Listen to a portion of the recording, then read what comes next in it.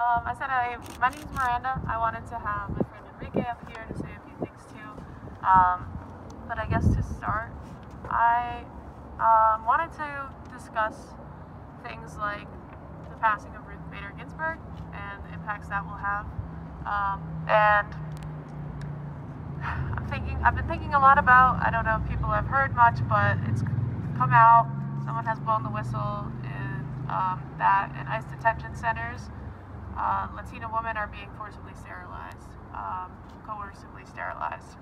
They're told not in their native language what their procedure will be. They're told a variety of different reasons to justify why they should have it, which are untrue.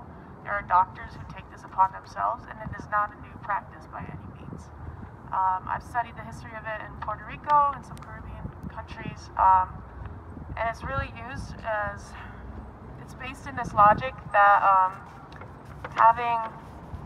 it's based in a logic of overpopulation, and that being the reason for poverty in a lot of these countries. And the truth of it is that the U.S. just doesn't want to take accountability for the ways they've interfered through imperialism, through economic and political intervention, backing corrupt leaders, militarizing and funding wars, especially civil wars like in El Salvador where they had a 10-year war, and then leaving these countries, also exploiting their labor for our own benefit, but leaving these countries torn apart.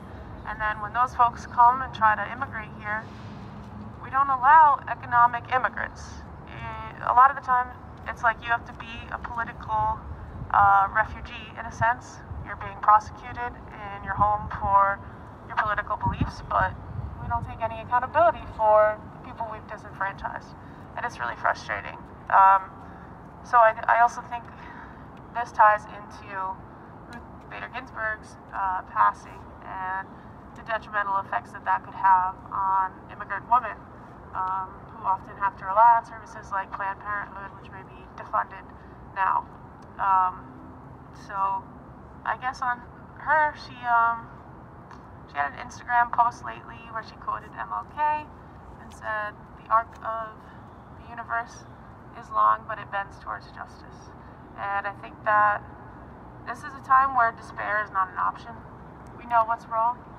We have the numbers, like people gaining this consciousness is rising, but sometimes we're just out-organized.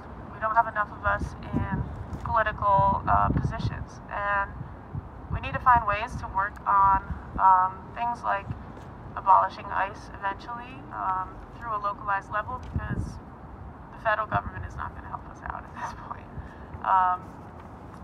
It's pretty sad, but again, I just think that we have to remain hopeful in some ways and know that this fight is like a lifelong one, like people have said, and if we can stick in it, especially if white people can stick in it, who have the time or maybe the energy more so than people of color to come to things like this, speak at things like this, listen, and it's very essential that we listen and hear the perspectives of people of color and those that decisions around immigration policy most impact the way that we've encouraged through our immigration policy populations to from the Irish, from the Germans, from the Italians who were considered like they didn't align to whiteness when they first arrived, but now they've assimilated, they have more voting rights, things like that, and then you look at like Chinese exclusion and the way that the myth of meritocracy was,